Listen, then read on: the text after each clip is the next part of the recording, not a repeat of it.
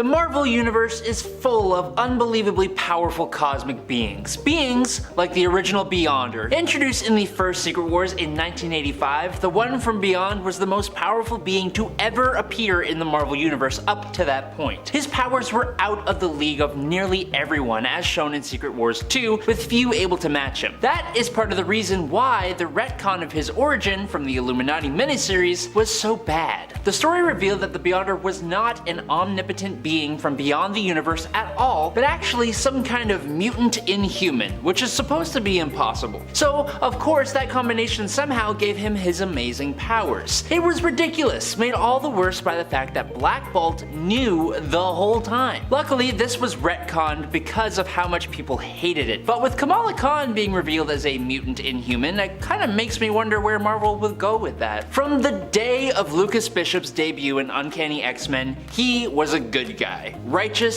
self-sacrificing, a literal man of the law from the future. Which is why, when we saw his sudden and drastic change to brutal villainy, most fans were left pretty flabbergasted, even if the explanation was clear and out in the open. We knew that Bishop came to the main 616 timeline to stop what was commonly referred to as the X-Traitor. At first, he thought it was Gambit. Then after Onslaught, he thought it was Xavier, but then, 10 years later, Bishop decided once and for all that it was actually the first baby born since M-Day, Hope Summers. The child would soon be adopted by Cable, and Bishop set out to send the sweet fresh mutant back to the Shadow Realm. Bishop nearly took the life of Professor X, and he slaughtered the entire population of a future version of Earth just to cut down on the places Cable and Hope could run and hide in. The Messiah story arc was honestly loved by so many people, but the heel turn in Bishop's personality was then explained away as being possessed by a demon bear. Next up, we are talking about the awful couple of Hawkeye and Mockingbird. This whole relationship honestly kinda seems like a cheap way of capitalizing on the Green Arrow and Black Canary coupling that DC had going on, but these two were nowhere near as compatible as their DC counterparts. The best example of that would be the whole thing surrounding a guy called Phantom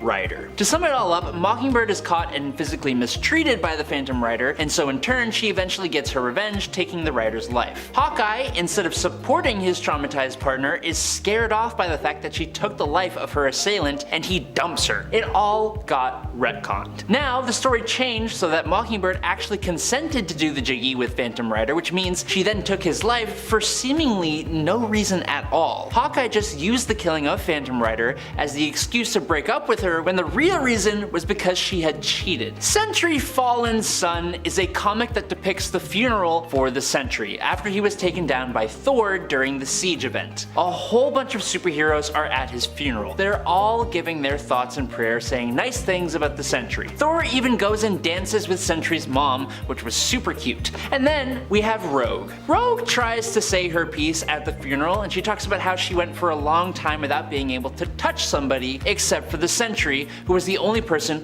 who could hug her. And then she gets really overwhelmed and runs off crying. Then, in a little under the breath moment between Johnny Storm and Cyclops, it's basically implied that Rogue and Sentry had, you know, they did the thing. It's just super random and super unnecessary and kind of in bad taste, and it's just super out of place. While Jean Grey coming back after the Dark Phoenix saga was one of the greatest X-Men moments of all time, it was still just a little bit convoluted. Basically, it all kicks off when out in space the X-Men were bombarded with cosmic radiation. Jean Grey towed the line between life and death, but managed to return alive by making a sort of pact with the Phoenix Force. Unfortunately, it also eventually led to the Dark Phoenix saga, which told the story of the fall of Jean Grey to Dark Phoenix. After events with the Shi'ar and the X-Men, Jean sacrificed herself in order to save the universe from the Dark Phoenix she had become. Years later, in Fantastic Four number 286, it was revealed that Jean Grey had somehow been alive this entire time, and the being that actually went through the Phoenix and Dark Phoenix sagas was just the Phoenix Force itself that took on the form of Jean Grey. This brought the fan-favorite character back to life, but devalued the whole Phoenix and Dark Phoenix sagas for fans and made people hate Jim Shooter,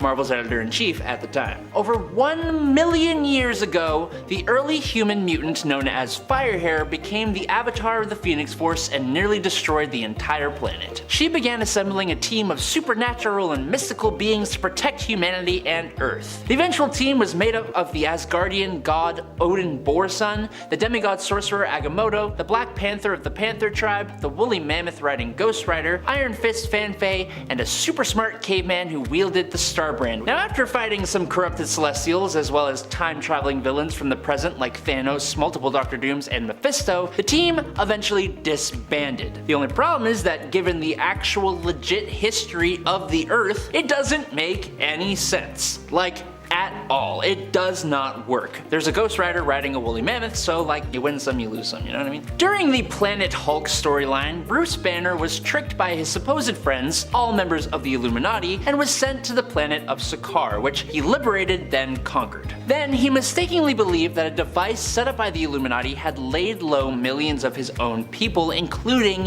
his wife. Hulk came back to Earth and laid waste to those that betrayed him. Nothing could stop him. In the end, Hulk was about to destroy the entire planet before Tony Stark called down a combined strike from orbital satellites that finally took down the Hulk. This conclusion of World War Hulk felt very lackluster, with the Hulk basically just giving up and allowing Iron Man to unleash his Deus Ex Machina. So a few years later, a retcon for that sequence explained that the satellites were actually siphoning off gamma radiation from Hulk's body. It was also used to explain the creation of the Red Hulk, which people did not like, and it was followed by Red Hulk taking the leading role in a series that was supposed to be about the actual Green Hulk. Also, if Tony had all this satellite gamma draining technology, why did they even send Hulk to Sakaar in the first place? But speaking of the Hulk, while I and a lot of comic book fans are actually huge fans of the Immortal Hulk series and how it brought some significant changes to the character of the Hulk, the run also happened to make some big changes to the origin of the character, and for a lot of fans, you just don't really mess with that kind of thing. The Hulk's traditional origin saw Bruce Banner studying gamma radiation, helping to design the gamma bomb. While they were testing the device, Bruce rushed out and saved Rick Jones, who was in the literal blast radius, exposing Bruce to massive amounts of gamma radiation. Immortal Hulk takes that but also makes it supernatural. Now, gamma radiation has magical elements that weaken the barrier between our world and a hell-like place that lies below all others called the Below Place, where the One Below All lives. The gamma then allows the One Below All to turn these gamma mutates into his avatars on Earth. Hulk is the greatest one of them. I kinda like this one, but I understand why longtime fans absolutely do not. The Marvel Stories Secret Empire introduced the idea that Captain America, the beacon of hope, was secretly an undercover Hydra super soldier. This Hydra Cap organized the second superhuman civil war, as well as Chitauri invasions on the Earth. He got promoted to director of S.H.I.E.L.D. and influenced the legislation of the S.H.I.E.L.D. Act, which gave S.H.I.E.L.D. way more authority. He then used that power to basically organize a Hydra takeover of America. Steve Rogers revealed himself as not only a longtime Hydra defector, but the Hydra Supreme. Hydra, who had seriously infiltrated S.H.I.E.L.D., began assuming control of key locations and executing anyone who stood in his way. The reveal of Captain America as a Hydra agent completely took readers by surprise. Now, Marvel realized and even admitted their mistake, and so the story got retconned to have it so that the character known as Cubic, who was essentially a living cosmic cube in the form of a child, was manipulated by Hydra to create a Captain America who grew up being loyal to Hydra. This Hydra Cap would eventually supplant the real Captain America of Earth 616 until the true Captain America came back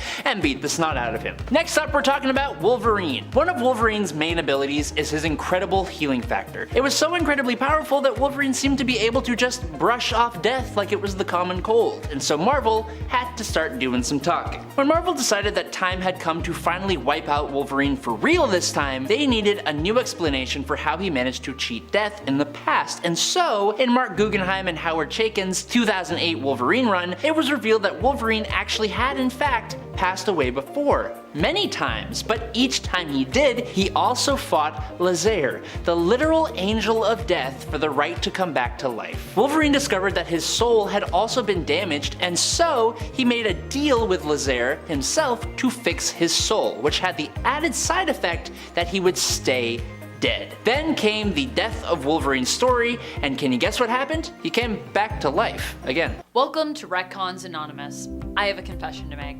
I, Amanda, am obsessed with retcons. The more emotional, more elaborate, and more bizarre they are, the more I love them. I mean, I have to start off with this one, don't I? It's just one of the worst ones in my mind. I'm still processing it. It just has stayed with me for so long. It haunts my nightmares. I wake up in a cold sweat almost every night and I just think, how is this possible? What is this injustice? How can Scarlet Witch and Quicksilver not be mutants anymore? Why am I so obsessed with this? How is it that they were never mutants to begin with somehow? This retcon's revelation spun out of the events of Axis. At one point, an alignment flipped Wanda attempts to fight against her family with a blood hex. The targets are Magneto and Quicksilver. Now, while the hex works on Quicksilver, it does not work on Magneto, proving that he is, in fact, not the father. That's how the truth was revealed, but it actually gets worse if you can imagine that. The explanation for all of this: the twins were kidnapped when they were very young and were experimented on by the High Evolutionary. What is it with the High Evolutionary and experimenting on everyone? Seriously. Sometimes I feel like he's just the most random villain. Who do you think is a random villain? Let me know. Can you think of someone even more random than Herbert Wyndham? I dare you. I dare you to find someone. He's so random.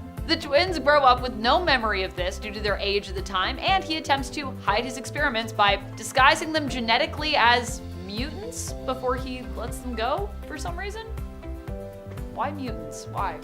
Another retcon which really grinds my gears and which I'm still patiently waiting to have undone is the retcon of Peter and MJ's marriage. More specifically, their marriage not existing. At the end of Nick Spencer's run, I actually thought a future where these two got back together might even be possible. I had hope. I was like, maybe this is gonna happen. Maybe we're on a trajectory to get there. It seemed like Peter was going to, I don't know, maybe even propose? But then Paul came along in Zebwell's run, and Peter and MJ broke up, and that was simply that. Maybe one day these two will finally get back together in the main continuity, but until then, at least we have the new Ultimate Spider-Man comic to look forward to, where Peter and MJ finally get somewhat of their happily ever after, and I'm honestly pretty happy for them. This next one, I'm gonna be honest with you, I didn't even fully understand it when it first happened and I read it. I had to look up who this character really was, and the only reason I even had a clue and wasn't like completely lost here, even though I wasn't exactly sure who specifically the reveal was about in terms of like the name of the character, is because I had actually read pretty much everything leading up to this event in preparation for it. We are talking about the Empire event, in case you don't know,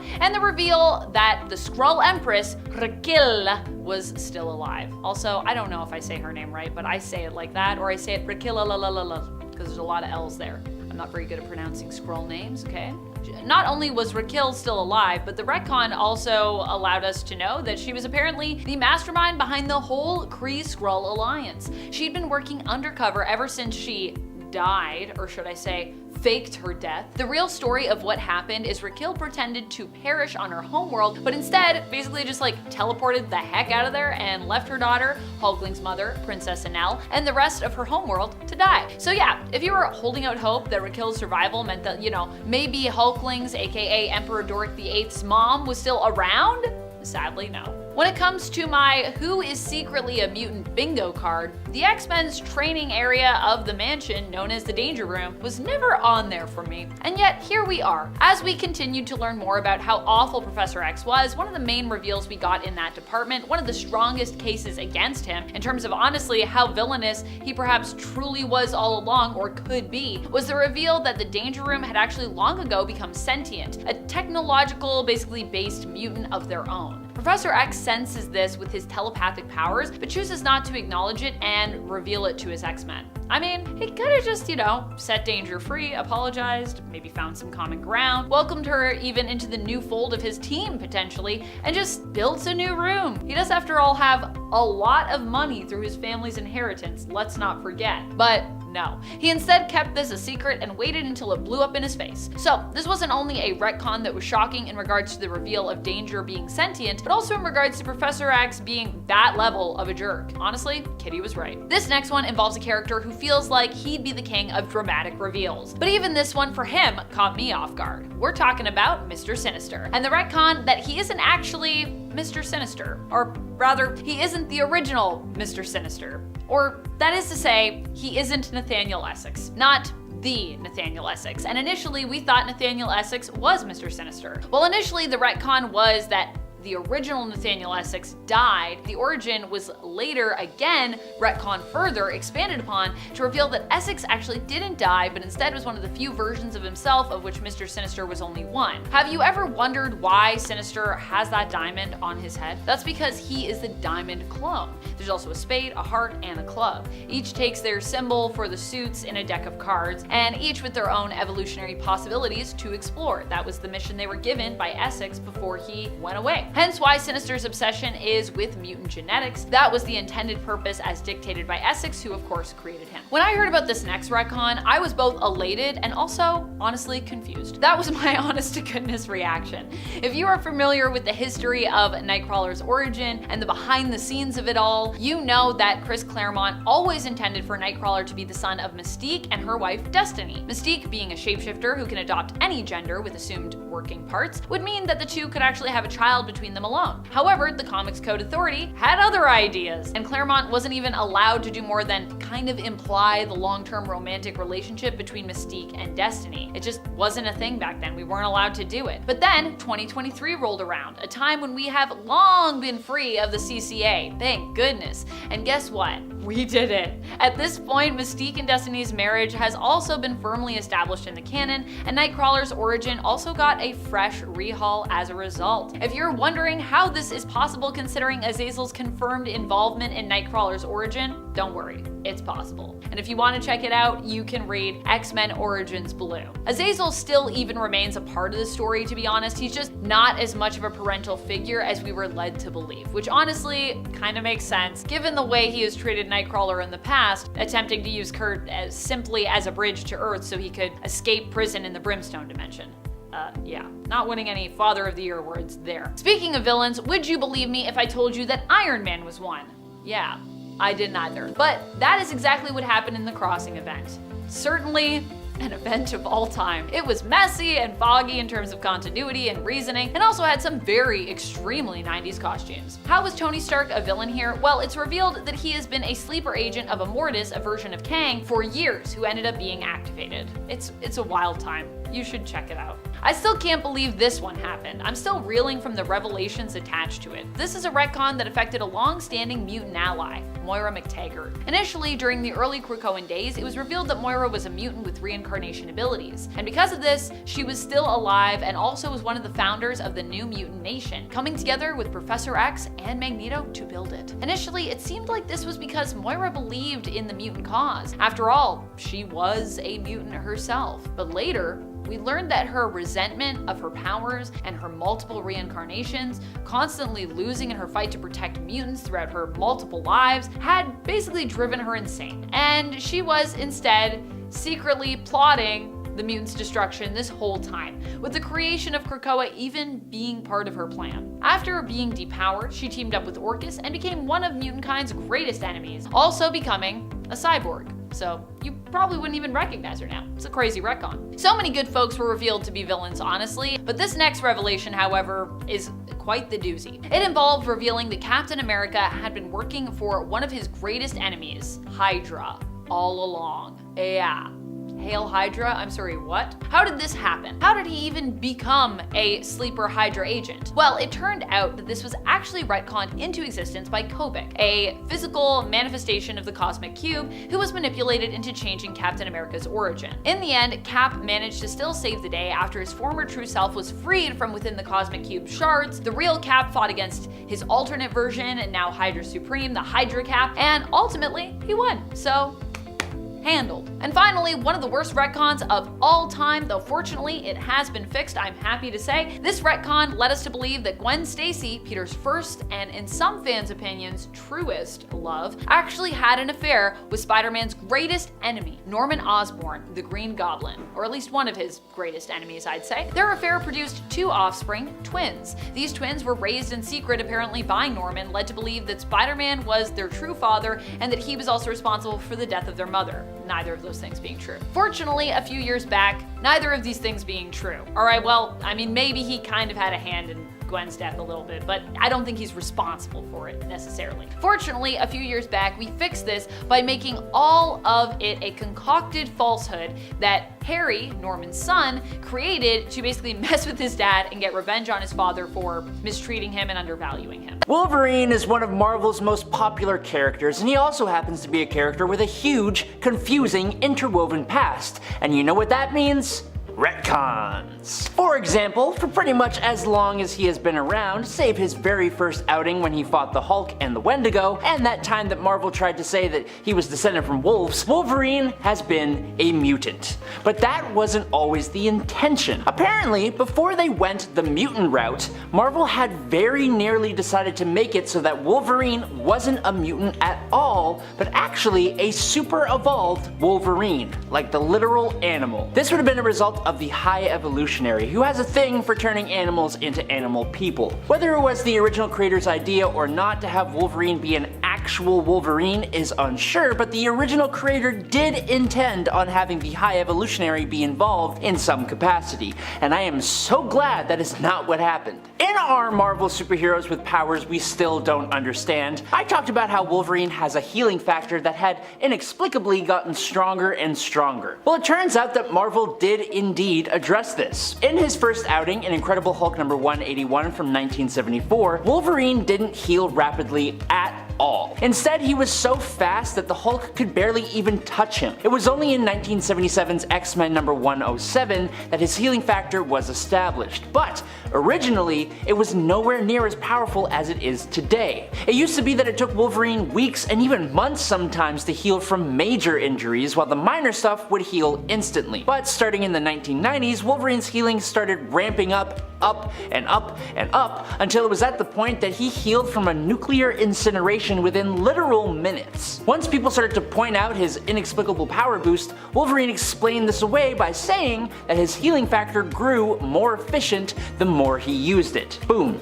Problem solved. Okay, so Wolverine has that insane healing factor. It was so insanely powerful that Wolverine seemed to be able to just brush off death like it was the common cold. Or like when you're going for a run and you get like a muscle cramp and you just need to slow down for like a sec. It was like that. Wolverine just didn't seem to be capable of dying. So Marvel had to do some talking. When Marvel decided the time had come to finally wipe out Wolverine for real, they needed a new explanation for how he managed to cheat death in the past.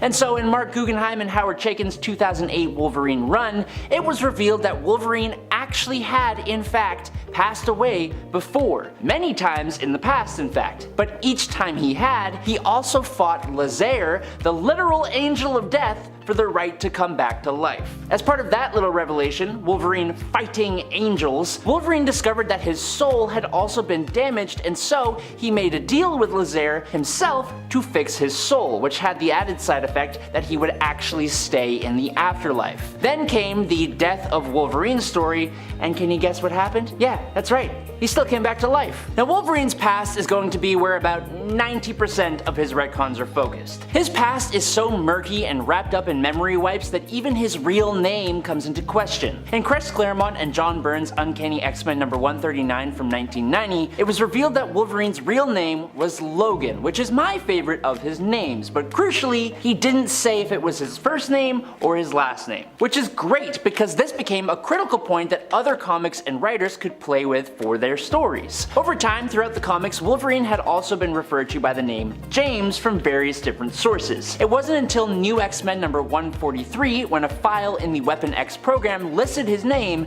as James Logan. Boom! Combo. Best of both worlds. But wait, there's more. In Wolverine Origins, which is just a bucket of retcons wrapped up in a pretty bow, it was revealed and made canon that Wolverine's original name was James Howlett, with Logan just being the name of his family's groundskeeper. Personally, I'm happy he stole that man's name. Now, while speaking of that past and Wolverine's family, one person who is often thought of when you talk about Wolverine is his main rival and nemesis, Sabretooth. Sabretooth was originally created by Chris Claremont and John Byrne for Iron Fist number 14 in 1977, but once readers began to notice all the different similarities to Wolverine, it just made sense that they became enemies. The two fought lots of times, with Sabretooth being one of the most destructive forces in Wolverine's life. But in Wolverine number 41 from 1991, it all took a whole new personal turn when Sabretooth revealed to Logan they were actually father and son. As much as this absolutely blew people's minds, it did kind of make sense.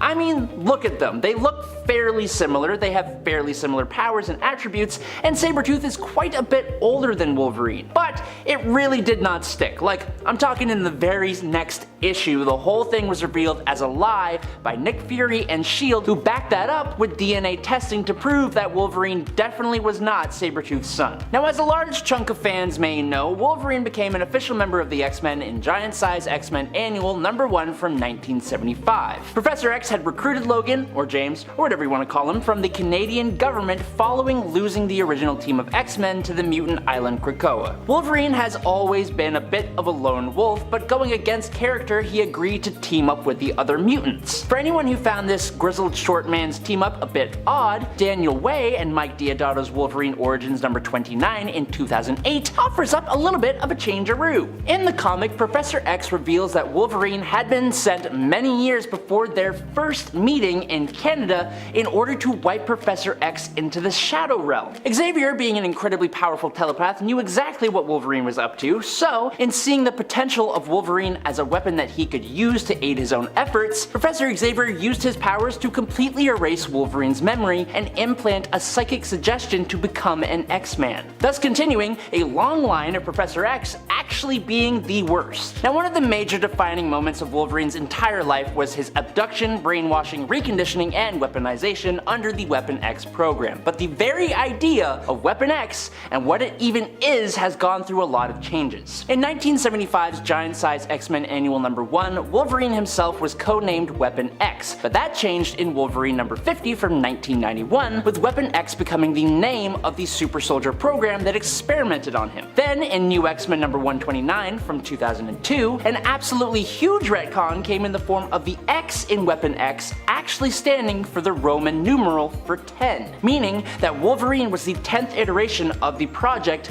with other experiments going all the way back to World War II and with more projects after him. This changes the program's real name to the Weapon Plus program, and a good chunk of the super soldiers in Marvel Comics were part of the program, including Captain America, who was the very first success under Operation Rebirth. So Weapon X itself underwent some changes, but what Weapon X even did to Wolverine also seemed to undergo some changes too, specifically surrounding those massive claws. In his first appearance fighting against the Incredible Hulk and the Wendigo in Incredible Hulk number 181, Wolverine did everything he did with his big pointy claws out the entire time. He never retracted them. This would imply that Wolvie's claws were attached to his gloves, which was the intention. When he returned in Giant Size X-Men Annual number 1, Wolverine could now retract his claws, but it was still widely assumed that they were attached to his gloves. It wasn't until X-Men number 98 from 1976 that Wolverine got those gloves off, and oh me oh my, he was still able to pop his claws. This meant that the claws were an actual part of his body. But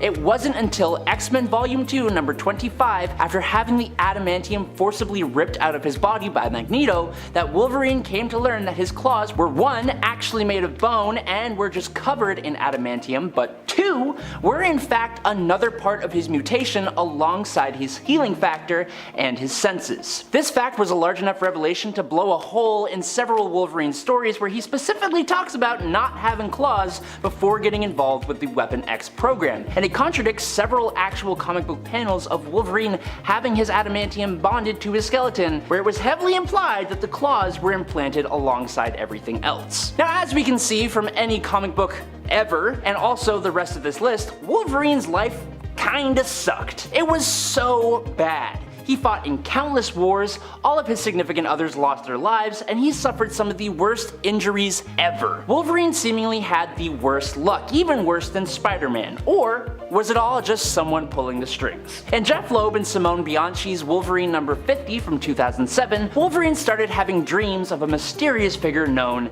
as Romulus. Romulus was thousands of years old and had been manipulating Wolverine before he was born. He secretly controlled Weapon X, took Wolverine's son Daken and made him hate Wolverine, arranged for the passing of Wolverine's lovers over the years, and had been controlling Wolverine's life from the shadows. Romulus even brought this really weird retcon that made Wolverine a different species that was descended from wolves, which itself was retconned. But the weirdest of all was when Romulus even claimed that Wolverine was the one who altered his own memories to make himself into a test subject, and that Weapon X is and always was Wolverine's own idea. That one just never got mentioned again because, like a lot of Romulus, it was kinda just stupid. And finally, Wolverine has been around for a long time. It used to be that literally no one actually knew how old he was and how long he had been around. This meant that he has run into a lot of different famous characters over the course of Marvel's history. So many different characters, in fact, that Marvel seemed to actually lose track of who he met and when. In Wolverine Nick Fury The Scorpio Connection from 1989, Logan tells Nick Fury that they actually knew each other way back in his Canadian intelligence days. But then, we fast forward to Wolverine Origins number 17, and we actually see their first meeting happen, taking place during World War II. And that little comment from 1989 didn't seem to be mentioned even a little tiny bit. There was also a time where he met Captain America, but then you fast forward to their first meeting, and Mr. Rogers didn't seem to recognize Logan or his hair or weirdly proportioned body even a little bit. For the Incredible Hulk, things rarely go smoothly, and unfortunately for Marvel and its fans, sometimes that includes his retcons. Now, retcons by default erase or make big changes to what previous writers had done with a character or storyline. That's just the way it is. What's a little less common is when a writer basically retcons everything in their run on a character that had been done by the previous writer. Bruce Jones's second volume of the Hulk was a mixed bag. While it lacked on a lot of the smashy breaky bang bang stuff that a lot of Hulk fans liked, it did a lot of work for the psyche and character of Bruce Banner himself. I've seen it compared to the X-Files a little bit. It was controversial, but it was still cool. Well then, Peter David returned to the character for Tempus Fugit, or Tempus Fugit, and he made it so that Nightmare just popped up out of nowhere and revealed that a lot of the stuff in Volume 2 didn't actually happen at all, and it was actually the Hell Lord Nightmare just messing with Bruce's mind for literal years. Fans were pretty peeved about that one, and Tempus Fugit has been accepted as one of the worst Hulk stories in Marvel's catalog. But okay, I think it's important to note that Peter David is not a bad writer at all, especially for the Hulk. Peter David had an amazing 12-year run on Incredible Hulk, but it kind of ended in tragedy, specifically for the character of Betty Ross. In the ending of Incredible Hulk 456, after things had gotten better for Bruce and Betty, the two go to bed only for Bruce to wake up finding Betty covered in huge amounts of cellular damage thanks to radiation poisoning, seemingly from him. She then promptly passed away at 10:39 a.m. on May 9th, and it was kind of doubled down on in Peter David and George Perez's Future Imperfect story, where Betty's ashes are in the possession of the future Rick Jones. But then, the mess began. Peter David and Marvel didn't agree on where Betty's passing would lead for the Hulk, and so Peter was booted off of the Hulk. When Joe Casey came on, Betty's death is almost immediately retconned, with Betty placed in stasis, and the ashes we saw were revealed to be her uncle's instead. Years later, this would eventually lead to Betty being properly resurrected as Red She-Hulk, which is also something that left fans with mixed feelings. Having debuted in the second project in the MCU following Robert Downey Jr.'s Iron Man, the Hulk is the MCU's longest running hero, but at the same time his origin and emergence has not been talked about really at all and didn't seem to matter to anyone in the MCU at all until rather recently. With She-Hulk getting her series, the purple freak Happy Hogan showing up in What If Season 2, hippie surfer dude Scar showing up, which don't even get me started, and possibly the World War Hulk movie coming, Marvel actually very subtly retconned the Hulk's MCU origins. According to Marvel Studios' The Marvel Cinematic Universe and Official Timeline book, Banner became the Hulk in the mid-2000s, with the character having been on the run for 5 years at the start of the Incredible Hulk movie, which slightly coincides with a scene from She-Hulk where Banner says he has been Hulk for 15 years, aka since 2010. Who am I kidding? No, the real hated retcon here is absolutely hippie surfer Yogi Scar, just being randomly shoehorned into She-Hulk Attorney at Law. It was so dumb. No. Now retcons are pretty controversial for a few reasons. I think the main two reasons would be that 1, they are just handled really sloppily sometimes, but 2, comic book fans just don't really like change. But change is necessary in comics, especially as time goes on and characters require successors for the existence of our favorite characters to even make sense. Miles Morales is an example of a successor that people actually loved, until he just became a second Spider-Man, which fans still loved. But one successor fans did not love was Amadeus Cho. Now I have to be honest, I actually did like Cho as the totally awesome Hulk. It was fun, and that's enough for me personally, but fun isn't traditionally the Hulk's thing, and it also isn't really the Hulk's thing to pass on his persona to another person. The Hulk title isn't like Captain America's shield or a Spider-Man costume. The Hulk is an alter ego of Bruce Banner, a reflection of his trauma. Sure, the gamma radiation makes sense to be transferred to someone else, but you lose a significant amount of what makes the Hulk by giving it to someone else. So needless to say, Amadeus Cho's time as the totally awesome Hulk didn't really last. Now during the Planet Hulk storyline, Bruce Banner was tricked by his supposed friends, all members of the Illuminati, and was sent to the planet Sakaar, which he then liberated and conquered. Then he mistakenly believed that a device set by the Illuminati had laid low millions of his new people, including his pregnant wife. Hulk came back to Earth and laid waste to those that betrayed him and brought down everything and everyone who stood against him. Nothing could stop him. He destroyed Iron Man's latest Hulkbuster, wrecked a Zom-empowered Doctor Strange, and had a super intense fight with the Sentry that he technically kind of won. In the end, Hulk was about to destroy the entire planet before Tony Stark called down a combined strike from orbital satellites that finally took down the Hulk. Then Marvel released Maestro World War M number 3 and basically had Dr. Doom point out that that made no damn sense. Someone proposes to use the exact same kind of orbital satellite death ray to take out Maestro, who is an evil future version of the Hulk, and Doom just kind of scoffs and says it would literally just bounce off of him. Maybe this is more of Marvel poking fun at itself more than a retcon, but still. But this is actually a two-parter. So yes, Marvel kind of called out their own choices with World War M, but the orbital satellite strike itself was actually retconned. The actual conclusion of World War Hulk with the use of the satellites felt very lackluster, with the Hulk basically just giving up and allowing Iron Man to unleash his Deus Ex Machina. So, a few years later, a retcon for that sequence explained that the satellites were actually siphoning off gamma radiation from Hulk's body. While part of this led to the motivation of a faction of Hulk villains, it was also used to explain the creation of the Red Hulk, which people did not like, and it was followed by Red Hulk taking the leading role in a series that was supposed to be about the actual Green Hulk. But also, if Tony had such a crazy anti-gamma super draining weapon, 1, there's no reason to send Banner to Sakaar in the first place, and 2, why did he need to hijack several different countries and even other planets' satellites? It's weird. I don't like it. Now, while I and a lot of comic book fans are actually fans of the Immortal Hulk series and how it brought some significant changes to the character of the Hulk, particularly when it comes to how it is that all these various different Hulks have been able to be resurrected so many times, the run also happened to make some big changes to the origin of the character, and for a lot of fans, you just don't mess with that kind of thing. The Hulk's traditional origin saw Bruce Banner studying gamma radiation, helping to design the gamma bomb. While they were testing the device, Bruce rushed out and shielded Rick Jones, who was in the blast radius, exposing Bruce to massive amounts of gamma radiation. It's very science fiction. Immortal Hulk takes that and also makes it supernatural. Now, gamma radiation has magical elements that weaken the barrier between our world and a hell-like plane that lies below all others called the Below Place, where the One Below All lives. The gamma then allows the One Below All to turn these gamma mutates into his avatars on Earth. Hulk is the greatest of them. Personally, I actually kinda like this one, but I understand why for a lot of longtime fans,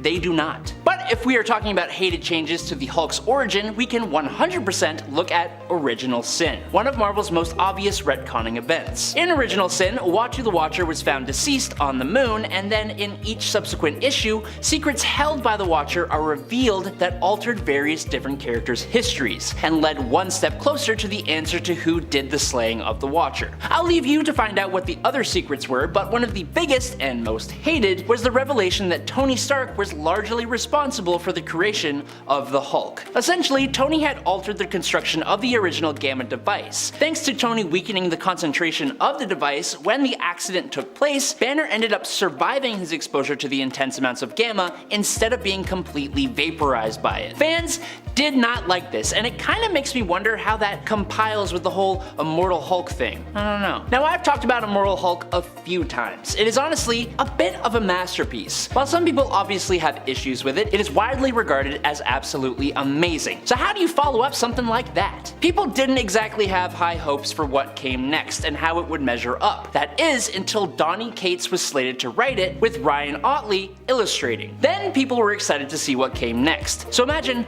everyone's surprise when they immediately chose to ignore Immortal Hulk almost entirely. Hulk was advertised as literally immortal no more, and it completely set itself apart in tone. Immortal Hulk ended with Bruce finally getting rid of his father's influence and their surviving Hulk personas uniting to inspire Bruce to turn over a new leaf. Hulk starts with Bruce and Hulk back at odds again, and in Hulk number 6, the Betty Ross in Bruce's mind is revealed as Brian Banner, who has somehow infested his son's consciousness yet again. Brian was supposed to be gone for good, and his return means that Bruce is still a prisoner of his past. It's just an odd choice, and the entire run got completely canned after it barely even got started in the first place. Now, for this last point, I want to circle back to Immortal Hulk yet again, but I want to take a different spin on the idea of worst Hulk retcon. For the rest of this list, I had looked at retcons that were pretty vastly disliked by fans. The Immortal Hulk changing Hulk's origin was disliked by fans, but it brought a whole whack of really cool stuff at the same time. One of the coolest things, in my opinion,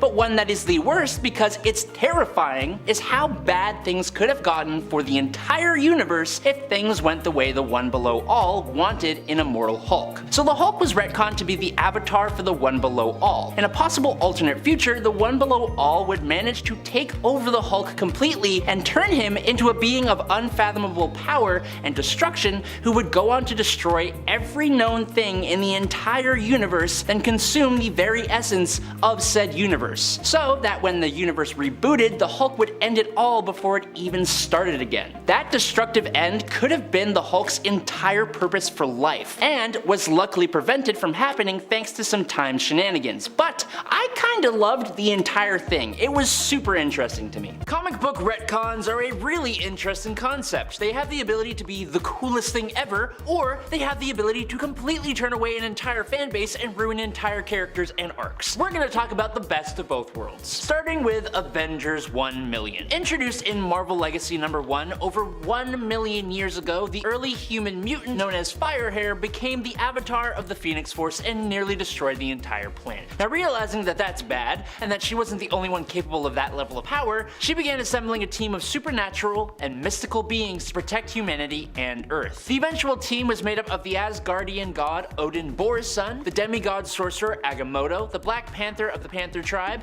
the woolly mammoth riding Ghost Rider, Iron Fist fan Faye, and a super smart caveman who wielded the Star Brand, which made him look surprisingly like the Hulk, but red. Now, after fighting some corrupted Celestials as well as time-traveling villains from the present like Thanos, multiple Doctor Dooms, and Mephisto, the team eventually disbanded. Now, I personally think it's really awesome. Like, the concept is just super cool. The only problem is that given the actual history of the Earth, and the history of some of the characters involved, and a whole bunch of things, actually it doesn't really make any sense. But whatever man, there's a Ghost Rider riding a woolly mammoth. Sign me up, I'm there. But moving on, 2019's House of X #2 revealed that Moira McTaggert had been a completely detectable mutant all along and had lived numerous lives already. This was because Moira's newly revealed mutant power was reincarnation, sort of. Basically, when Moira died, her consciousness would reincarnate in the past when she was still in her mother's tummy, thus allowing her to retain all of the memories of all of her different previous lives, but allowing her to modify the course of her life as she wished with all the prior information about how things went last time. So through this power, Moira had a total of 10 lives. While she was at the beginning a super loving and caring person, over time and over the course of her different lives, she began to hate mutants and began hating her own powers, which led her to try and create a mutant cure during the 3rd life. She tried to change her ways in the 4th, 5th, and 6th lives, but then got fed up and tried to take out the Trask bloodline in her 7th life. She then tried helping Magneto and Apocalypse in her 8th and 9th lives, and then in her 10th life, she pretended to be loving and caring while secretly plotting to depower the entire mutant population. While all of that ranks among the absolutely biggest twists in Marvel Comics history, Moira's ultimate goal also completely shifted from saving and helping mutants to destroying them entirely after Mystique and Destiny stripped her of her mutant powers, and she came back for an 11th time as a cyborg, allying herself with Orchis during the fall of X. Next up, Robert Reynolds, or as I like to call him, Bob, was granted the power of 1,000,000 exploding suns after consuming the Golden Sentry serum, which was an offshoot of the original Super Soldier serum, except like 100,000 times more powerful. He used his powers for the greater good of all and put together a costume to make his debut as the Sentry. He was the example of what a hero should be. He had connections to Iron Man, was active during the years just prior to Fantastic Four's emergence. He became a role model for Spider-Man as well as an ally to the X-Men and equal to Reed Richards and a friend to the Hulk. The Sentry battled alongside the Fantastic Four and defeated his greatest enemy, the General, with the help of the X-Men. Except we had actually never seen the Sentry in Marvel Comics till Sentry #1 in July of 2000. That's because of Sentry's darker half, the Void, one of the most evil and destructive forces in the universe. The existence of the Void drove Sentry to team up with Doctor Strange and Reed Richards to erase the memory of Sentry from themselves and even the entire world. So really, Sentry had been around since before any of our favorite heroes had ever debuted. It actually worked really well, which we can't say of all the retcons on this list. For example, next up we are talking about the awful couple of Hawkeye and Mockingbird. This whole relationship honestly sort of seems like a cheap way of capitalizing on the Green Arrow and Black Canary coupling that DC had going on, but these two were nowhere near as compatible as their DC counterparts. The best example of that would be the whole thing surrounding a guy called Phantom Rider. To sum it all up, Mockingbird is caught and physically mistreated by the Phantom Rider, and so in turn, she eventually gets her revenge, taking the Rider's life. Now Hawkeye, instead of supporting his traumatized partner, is scared off by the fact that she took the life of her assailant, and he dumps her. Now while that really makes no sense considering Hawkeye's colorful past and the fact that she took the life of someone who did something absolutely horrible to her, it all got retconned. Now the story changed so that Mockingbird actually consented to do the jiggy with Phantom Rider, which means she then took his life for seemingly no reason at all. On top of that though, instead of leaving it so that Hawkeye dumping her for taking a life for no reason makes a bit more sense, Hawkeye now just used the passing of Phantom Rider as the excuse to break up with her when the real reason was because she had actually cheated. Now look, they didn't talk about this next point in part 1, and this story will forever haunt my psyche. So next up is the Spider-Man story, Sins Past. This story contains within its strange pages the revelation that Gwen Stacy, former lover and a teenager, was having an ongoing affair with Norman Osborn, the Green Goblin, a very, very creepy full-grown man, old enough to be her father. Not only was she having the affair, it even resulted with Gwen secretly giving birth to twins. Twins that Gwen threatened to keep from Norman, which became the new reason that Green Goblin tried to take her out. Twins that were half Green Goblin and grew up at a faster rate, and twins that became a pair of assassins and came to New York to attack Spider-Man. I do not recommend reading this story at all, because all you will be able to see when you close your eyes at night going forward is the incredibly creepy image of Norman and his Green Goblin face as he's laying on top of Gwen Stacy. But on to brighter and better things. Jean Grey's death in the Dark Phoenix saga remains among the most shocking passings in Marvel Comics history. Her sacrifice remains an unforgettable moment for many fans fans despite the fact that Fantastic Four number 286 retconned it out of existence. Issue 286 established that instead of the Phoenix Force becoming one with Jean Grey and influencing her decisions throughout the Phoenix and Dark Phoenix sagas, it turns out that the Jean Grey we saw wasn't Jean Grey at all, but was instead the Phoenix Force itself impersonating Jean Grey. The Jean Grey we all knew and loved was actually in stasis, in a cocoon, by the Phoenix Force at the bottom of Jamaica Bay, which is where her space shuttle crashed Uncanny X-Men number 101, and where she was reborn into the Phoenix originally. This brought the fan favorite character back to life, but devalued a large amount of the significance of the whole Phoenix and Dark Phoenix sagas for fans, and it made people start to hate Jim Shooter, Marvel's editor-in-chief at the time. Next up is Hydra Cap. The Marvel story Secret Empire introduced the idea that Captain America, the beacon of hope and the one who always did the right thing, was secretly this whole time undercover Hydra super soldier. This Hydra Cap organized the second superhuman civil war as well as a Chitauri invasion on the Earth. He got promoted to director of S.H.I.E.L.D. and influenced the legislation of the S.H.I.E.L.D. Act, which gave S.H.I.E.L.D. way more authority. He then used that new power to basically organize a Hydra takeover of America itself. Steve Rogers revealed himself as not only a long-time Hydra defector,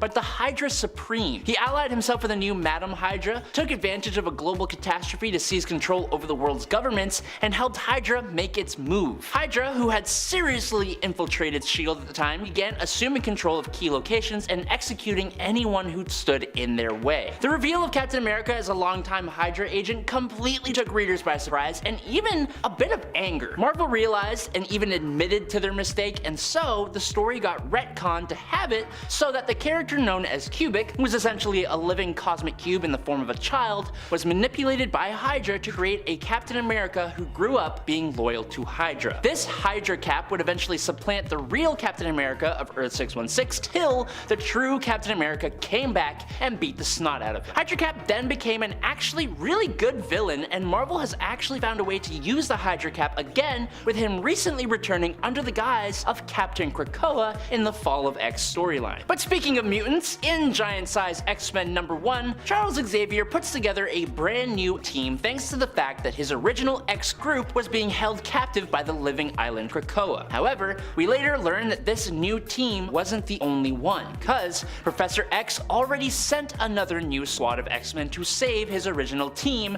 and they were all horribly killed. X-Men Deadly Genesis revealed that Professor X had put together a backup team of X-Men made up of Sway, Darwin, Petra, and the newly revealed and teased at third Summers brother, Vulcan. This new team all seemed to perish at the hands of Krakoa, and rather than admit to his poor decision making that got a bunch of mutants KIA and taking responsibility for it all, Charles Xavier instead just erased the minds of everyone who knew about this team, including wiping the entire memory of Vulcan from his older brother Cyclops' memory. Xavier then put together a new X-Men team that debuted in 1974's Giant Size X-Men number 1. As it was, this whole thing came back to bite Xavier in the butt big way when it turned out that Vulcan hadn't actually passed away at all. Now, sticking with the X-Men and mutants, the Mutant Massacre storyline was one of the biggest X-Men storylines of the 80s. This crossover involved evil marauders slaughtering hundreds of sewer-dwelling mutants known as Morlocks before finally being defeated by the X-Men. It's not really a complicated story, but Marvel added new layers to Mutant Massacre by retroactively inserting several characters into the story who hadn't been conceived of by Marvel creators at the time the story came out. Basically, readers would learn that the Mutant Massacre was orchestrated by Mr. Sinister because many of the Morlocks were created by his rival,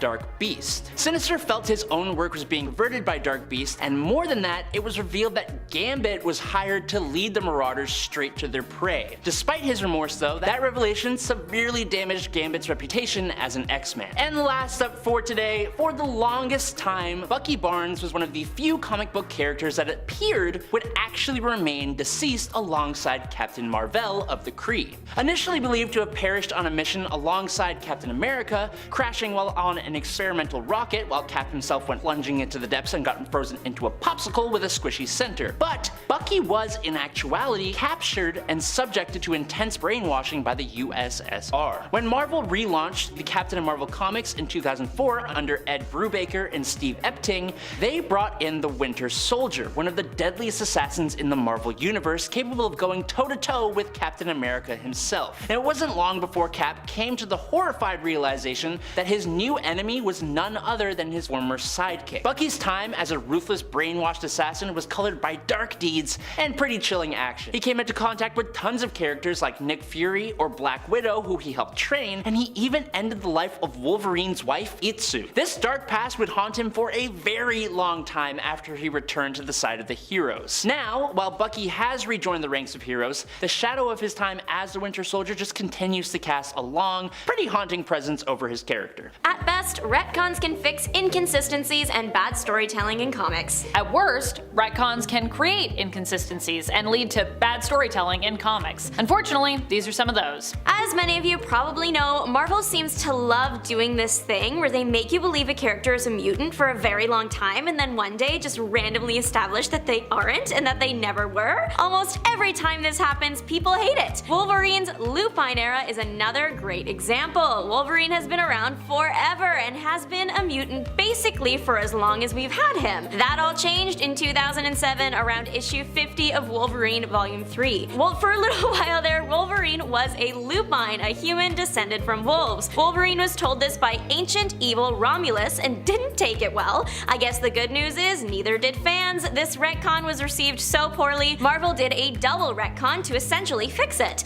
In the later comic Wolverine Volume 2 number 312, Romulus' sister Remus ends up literally telling Wolverine that everything her brother said wasn't true and the Lupine species was not actually real. Well, that takes care of that, I guess. Next up, chaos magic. What is it, and was it ever real? After we learned that Wanda was tied to Chthon, over time the magic she used was also tied to him and her connection to the demonic powerhouse as a god. As the god of chaos, one of the titles that Chthon claims to have, this magic type became known as chaos magic. But there was also the issue of Wanda's initial origin. Wanda was first introduced as the Scarlet Witch back in X-Men, where she was teamed up with the Brotherhood of Evil Mutants. She was an evil mutant who had an unpredictable hex-based power set, often bringing bad luck to her opponents whenever she used her abilities, though not as in control of them as we now know her to be. She usually couldn't pick exactly what would happen, she'd just hex people and something bad would happen. So, which was she? Was she mutant or was she magic? Or was she some combo of these two things? That's kind of what chaos magic was considered to be for a while, a sort of combo of those two things, until Avengers Disassembled, when it was then established by Doctor Strange that chaos magic was no longer real. In fact, according to Strange, it never had been real. This was the reason he couldn't help Wanda or the Avengers during Avengers Disassembled or House of M. However, later still, chaos magic was then re-retconned back into existence as Wanda, now no longer considered a mutant, needed an exploration for her natural magical aptitude. Not only that, but chaos magic was then considered to be the oldest form of magic in all of existence, apparently, predating even Chthon. And apparently this is also sometimes why Doctor Strange didn't know about it, because it's so old, but you'd think as the Sorcerer Supreme, you would know that. Chthon apparently didn't create this magic, he simply used it, because that's how old it was. Wanda's link to Chthon, chaos magic, and the mystic arts through her family lineage were used to explain her innate power, especially because she's not a mutant, so whatever. Poor Xorn was a victim of identity theft, but then not actually. Turns out he was the one committing identity fraud? We see Xorn for the first time in New X-Men Annual 2001 as Xorn, but it was all revealed at the end. Xorn was actually a vengeful Magneto using the Xorn identity to get closer to the X-Men. Turns out it was actually Xorn pretending to be Magneto, pretending to be Xorn, and Xorn was being controlled by someone named Sublime to foster mutant hatred in the world. So that's fun. At the end of the final battle, Xorn dies but then comes back because his essence was still connected to Sublime. Eventually though, he did disappear and his twin brother came to take over his place in the X-Men. He had all Xorn's powers and even had a mask like his. Marvel editors just really liked the character of Xorn and wanted him around permanently, whereas Marvel in general wanted Magneto back. It worked out well for everyone, well, except the storyline that Xorn originated in. Throughout it, there were hints everywhere that Xorn was actually Magneto, as that was always the intention. I guess they just mean nothing now. Speaking of weird characters that we thought we know who they were, but then it turned out maybe we didn't know. Did you know that Spider-Man has a sister? Yep, he does. Well, Sort of. I actually don't mind Spider-Man having a secret sister in the comics, that's not what I'm upset about here, and that being a big reveal, but what I did not like about this one was the fact that it wasn't super consistent, kinda like Xorn. It was like Marvel was afraid to fully commit, so near the end of this adventure with his supposed sister Teresa, it's implied that she might not actually be a sister at all, and that her origins are as of yet unconfirmed in that regard. But either way, Peter still confirms that he considers her his family regardless. Keeping it ambiguous is not my favorite when it comes to comic book family history, especially as someone that needs to keep track of that stuff. Franklin Richards, son to Mr. Fantastic and the Invisible Woman, has been having a bit of an identity crisis lately. First, he is a mutant and invited to Krakoa to be with the other mutants. Then he can't use the portal because he is not showing to be a mutant. Then we learn his dad, Mr. Fantastic, has made a device that masks his mutant gene, so eventually Franklin does end up on the island and he is a mutant again. But then, much later, after a big battle, he tries to come back, but he can't because he's not a mutant. It's hard enough to keep up with as a reader. Imagine that being your teenage years. Franklin is, or was, considered one of the strongest mutants ever, but if he uses his powers too much, it gets drained. Well, he did that, and his dad was trying to figure out what was wrong. When the X-Men extended Franklin's invite to the island, the Fantastics weren't thrilled, and they thought Franklin was too young to be leaving his family. There's a big fight in Washington Square between the Fantastic Four and X-Men over this kid, and it ends up being for nothing because he's not actually a mutant after all. Apparently, Franklin's powers were so strong that he unknowingly used them to make himself appear as a mutant, but when his powers are drained, he can't do that anymore, revealing his true nature. All that family and coworker drama and heartache for nothing. This has to be one of the weirdest retcons here. There are a lot of weird ones in relation to House of M that happen in retrospect and which would have changed the perspective entirely of this event, but this one really gives almost all of them a run for their money. Well, it's a tie between this one and one other one on our list, but I'm gonna talk about that one later. This one went down in Children's Crusade, where Billy finds his spiritual mother Wanda in Latveria, where Scarlet Witch claims that she is head over heels in love with Dr. Doom, and is even betrothed to marry him. What? Another interesting point Billy learns is that Wanda seems to be suffering from amnesia here. Turns out that this was all seemingly part of a plot of Doom's to steal Wanda's power. However, it is also implied that the two did really have feelings for each other, despite Doom's claims that it was all a fervent sham, and that Wanda means nothing to him. In his anger, he even claims that she is so worthless, she wasn't even the true cause of House of M, and that it all actually happened due to his own machinations. That's right, he marches in there saying House of M was all me, baby. Interesting. I generally write this one off as Doom just being frustrated at the result of his plan not going to plan, as we still have yet to see any proof of Victor's claim here, I believe, but it is possible that this was meant to be taken literally and it was a retcon that was intended to absolve Wanda of her guilt. But at the same time, it also would kind of make much of the event feel hollow because Wanda was pushed to her actions due to her own trauma and hurt at that time, so it makes sense that she's behind House of M, and while I'm not condoning what she did, it did make sense for her character to lash out like she did. Hence why Doom being behind it all really makes no sense. No matter which universe you look at, Iron Man is suffering. That's just the way of the worlds. In 2012's Iron Man 17, Tony gets some pretty serious news. Turns out he was adopted, and he already has enough daddy issues, but the revelation that has caused him to reevaluate his bond with his father, it didn't go over well. Maybe Howard wasn't the best dad to Tony because he secretly resented him for not being his biological son. The Starks' biological son was Arno, and he wasn't doing so well, so the Starks turned to Alien 451. The alien helped get Arno to term, but modified him in the process to wield the universe's most powerful suit of armor. That sounds familiar? The baby was born, but Howard had done some modifying of his own that made the baby's health decline. Who knows what would happen if 451 found out what Howard did, so the Starks needed a cover. Enter Tony. This is so sad. Tony was literally being adopted in a family not to be loved, but to be a decoy that is forced to live up to unattainable standards for his entire life. Eventually, Tony met 451 and tried and failed to pilot the armor. When he got back down to Earth, the ever-curious Tony looked into why he couldn't do it and found a tape in which Howard explained everything.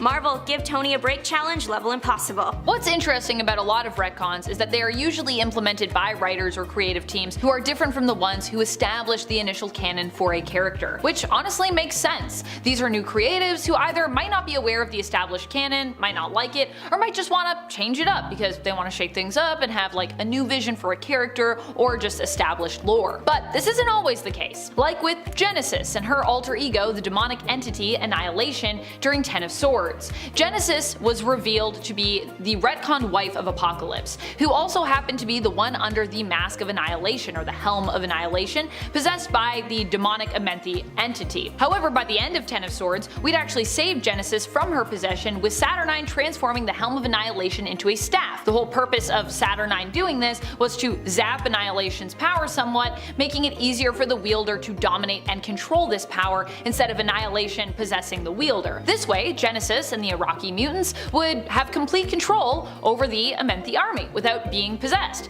But apparently, this was not actually what happened. In X-Men Red, issue number 12, Genesis is once more under the influence of Annihilation. Again, even though we just did this a few years ago, who, while unable to possess her, is considered to be more of a corrupting force now than ever before, apparently, in staff form. What's worse is this time Apocalypse also wasn't able to stop Genesis by defeating her in one-on-one combat, so Genesis seeks to conquer and invade Arakko. And Apocalypse, while warning and preparing Arakko, says that he's actually got to take a back seat for this one because he already lost in one-on-one combat, so therefore he can't fight again. Apparently that's the thing he does now. We are back with my favorite, Tony Stark. It's time for his villain era, literally. Turns out for a while there in the 90s, Tony was under the control of Kang the Conqueror. This all comes to light in Avengers The Crossing. We don't actually know how long Tony has been under someone's control, but he's been deteriorating the lives of the Avengers for a while, causing financial instability and even going so far as offing people close to his teammates. It's definitely not a look we want to see for the Avenger. When he gets discovered by the other Avengers, there is of course a battle, but Iron Man is hard to beat.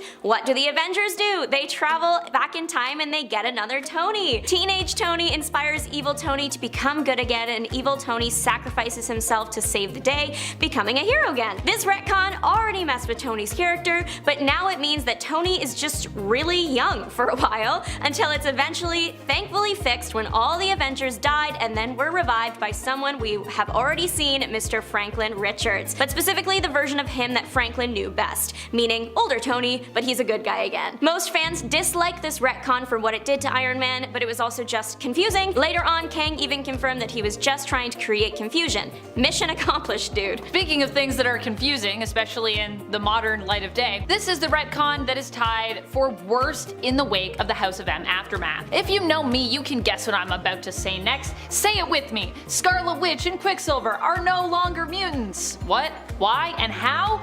Yes, because of the MCU, and because the High Evolutionary is basically a major creep who likes to experiment on mutant younglings. I don't know. This retcon took place during the Axis event, which I have honestly mixed feelings about. The event, not the retcon. While there are parts of Axis that I like, this is decidedly one of the parts that makes me question if it might actually be the worst event ever, because that is how much this retcon bothers me. It's not so much about losing Quicksilver and Scarlet Witch from the mutant group, although that does sting quite a bit, but it's about how this retcon made years of established family drama pointless. Scarlet Witch and Quicksilver were proven as not being mutants when we learned they weren't actually Magneto's kids after Wanda attempted to put a curse on her direct family. While Pietro was affected by this, Magneto was not. The good news is that during the Krakoan era, Magneto firmly established that he still thought of the twins, Wanda especially, as his children, even though they weren't actually his kids by birth. They would always be considered a part of the Maximoff family tree. It's a nice gesture, but I still desperately want this retcon to be undone. Please, Marvel, please answer my pleas.